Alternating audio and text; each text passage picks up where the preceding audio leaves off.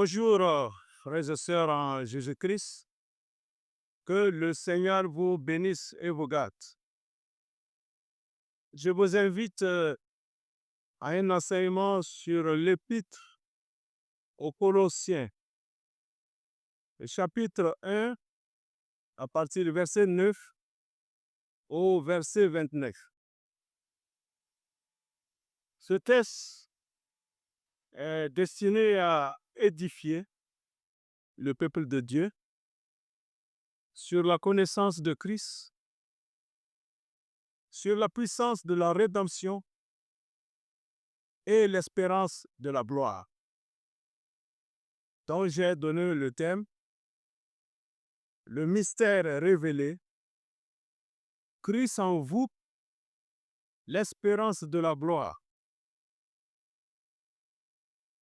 Le mystère révélé, Christ en vous, l'espérance de la gloire. Amen. Trop de chrétiens marchent dans la vie comme des soldats épuisés, traînant les pieds, faibles dans le combat spirituel. Alors pourtant, Dieu ne nous a pas appelés à une vie de faiblesse, mais à une vie fortifiée de toute force, selon la puissance de sa gloire. Amen. Alors ce manque de force vient d'un manque de révélation de Christ dans nos cœurs. L'apôtre Paul, inspiré par l'Esprit de Dieu, nous montre que tout commence par la connaissance profonde de Jésus et de son œuvre parfaite. Amen. Déjà, à partir du verset 9 de notre texte, Colossiens 1, verset 9 à 10, c'est pour cela que nous aussi, depuis le jour où nous en avons été informés, nous ne cessons de prier Dieu pour vous et de demander que vous soyez remplis de la connaissance de sa volonté en toute sagesse et intelligence spirituelle pour marcher d'une manière digne du Seigneur et lui être entièrement agréable, portant des fruits en toutes sortes de bonnes œuvres et croissant par la connaissance de Dieu. Amen. La vie chrétienne commence par une prière. Que le croyant soit rempli de la volonté de Dieu. C'est ce que l'apôtre Paul nous interpelle. Cette connaissance n'est pas intellectuelle, mais spirituelle, donnée par le Saint-Esprit. Sans elle, on reste vulnérable aux distractions du monde. Quand Christ est venu révéler à nos cœurs nos choix, nos priorités, notre marche, tout cela doit changer.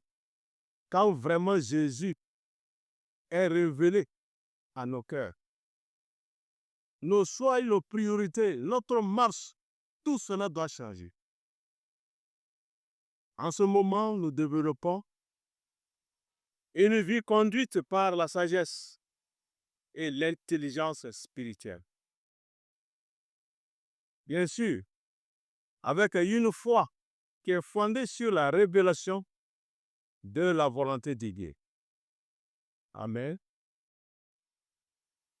Et dit au verset 11, fortifié à tous égards par sa puissance glorieuse, en sorte que vous soyez toujours et avec joie, persévérants et patients.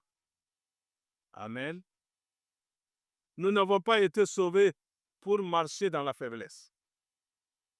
Le même Dieu qui a ressuscité Christ nous fortifie par son esprit. Mais cette puissance se manifeste uniquement dans une communion vivante avec Christ. Il ne s'agit pas d'un effort charnel, mais d'un appui profond sur la puissance de sa gloire. Amen. Donc, une vie vraiment fortifiée par la puissance de Dieu, comme il est dit dans le verset 11. Et cette force-là vient de la gloire de Dieu. C'est Dieu qui nous fortifie selon sa puissance, pas selon nos efforts. Et la joie, la persévérance et la patience en sont des fruits de cette force. Amen. Que vous soyez toujours et avec joie et persévérance et patient. Le verset 12. Rendez grâce au Père qui vous a rendu capable d'avoir part à l'héritage des saints dans la lumière, qui nous a délivrés de la puissance des ténèbres et nous a transportés dans le royaume du Fils de son amour, en qui nous avons la rédemption, la rémission des péchés. Amen. Le chrétien n'a pas à espérer vaguement d'être sauvé. Non, il l'est. Il est sauvé, il l'est. Il n'espère pas vaguement d'être sauvé. Il l'est. Il a été délivré de la puissance des ténèbres et transporté dans le royaume du Fils bien-aimé. Amen. Et la paix et la puissance spirituelle viennent d'une assurance profonde que nos péchés sont pardonnés et que nous appartenions à Dieu. Amen. L'assurance du salut, c'est ça le fondement de la victoire. Nous avons la participation à l'héritage des saints, comme le dit le texte. Et notre délivrance des ténèbres est l'accès au royaume du Fils. Alléluia. Amen. Gloire au Seigneur. Et le verset 15. Il est l'image du Dieu invisible, le premier-né de toute la création, car en lui ont été créées toutes les choses qui sont dans les cieux et sur la terre, les visibles et les invisibles, trône, dignité, domination, autorité. Tout a été créé par lui et pour lui. Verset 17. Il est avant toutes choses et toutes choses subsistent en lui. Amen. Quand on découvre la grandeur de Christ, tout prend son sens. En le contemplant, on découvre Dieu dans sa sainteté, sa puissance et son amour. Jésus, le centre de toutes choses. Jésus, image de Dieu et chef de toute création. C'est lui qui révèle le Père. Il est le centre, il est le but, il est le soutien de toutes choses. Amen. Et le verset 18, il est dit, il est la tête du corps de l'Église, il est le commencement, le premier-né d'entre les morts, afin d'être en tout le premier. Amen. Jésus n'est pas seulement le Sauveur, mais il est la tête vivante de l'Église. Amen. L'Église n'est pas une institution, mais un corps uni à Christ. Il la dirige, il la vivifie et il l'équipe. C'est un corps unique à Jésus-Christ. En étant attachés à lui, nous partageons sa victoire, sa vie, sa puissance. Amen. C'est là notre vraie position. Christ, il est le chef de l'Église, notre identité nouvelle. Jésus, tête vivante de l'Église. Nous voyons la relation vivante et organique entre Christ et l'Église. Ainsi, l'Église accomplit la volonté de sa tête qui est Jésus-Christ. Et le verset 20 dit ceci. Il a voulu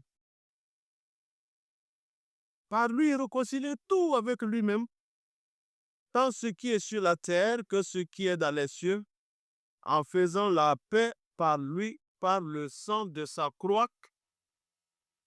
Et vous, qui étiez autrefois étrangers et ennemis par vos pensées et par vos mauvaises œuvres, il vous a maintenant réconciliés par sa mort dans le corps de sa chair. Verset 22. Pour vous faire paraître devant lui, saint, irrépréhensible et sans reproche. Amen. Vous voyez, le cœur de l'évangile, c'est la proie. Oui, c'est la proie. Le sang de Jésus a tout réconcilié. Dieu avec l'homme. Cette œuvre parfaite a pour but de nous faire paraître saints et irréprochables. Amen. Le pardon n'est pas une fin, mais un point de départ vers une vie de sainteté et de puissance. Nous sommes réconciliés par le sang pour vivre dans la sainteté. Une œuvre parfaite pour restaurer l'homme. Un appel à la sainteté et à la marche irrépréhensible. Le verset 26. Car d'elle, c'est verset 26, le mystère caché de tout temps est dans tous les âges, mais révélé maintenant à ses saints,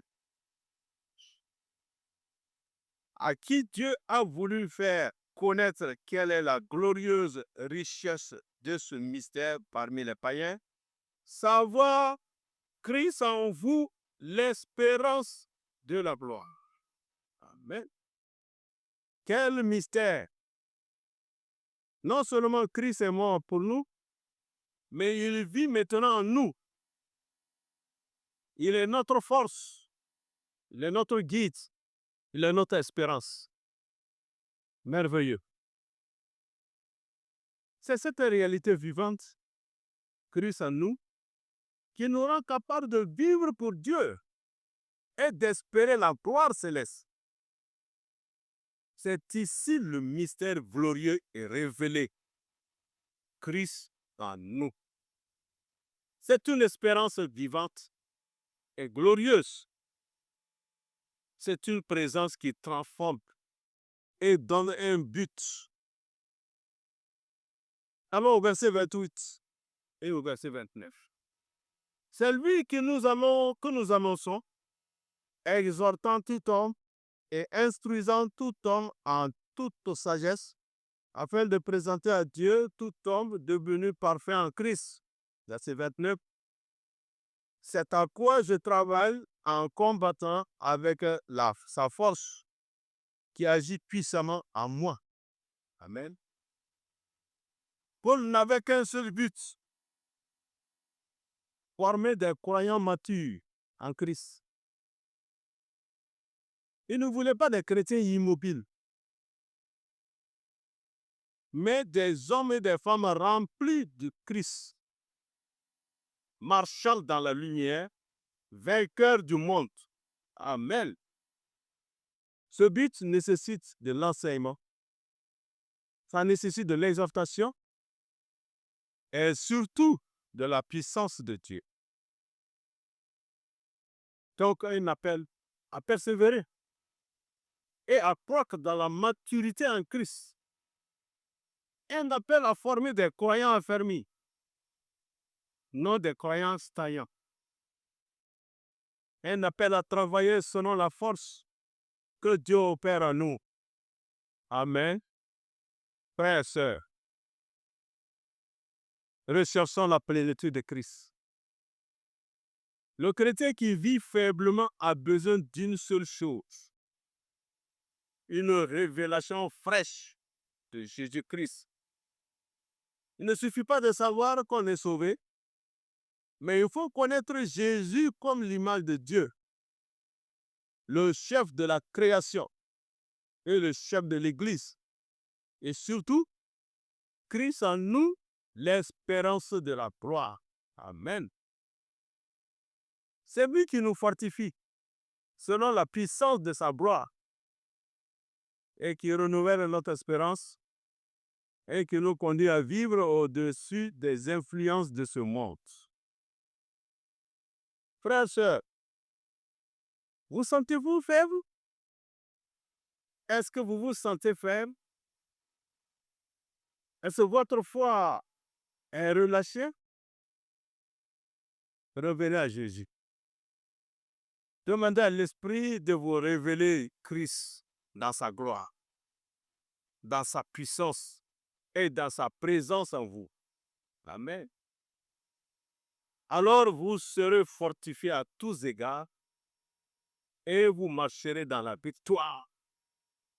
Christ en vous, c'est l'espérance d'une vie puissante dès maintenant et d'une gloire éternelle demain. Amen. Recherchez une révélation personnelle de Jésus chaque jour. Laissez l'Esprit détacher notre cœur du monde et vivre par la puissance de Christ en nous, non par nos efforts. Cultivez une vie d'espérance active, orientée vers la gloire à venir. Amen. Voilà, bien-aimés, frères et sœurs, un enseignement, une étude biblique par rapport à ce texte. Que Dieu vous bénisse et que le Seigneur vous garde. Amen. Amen.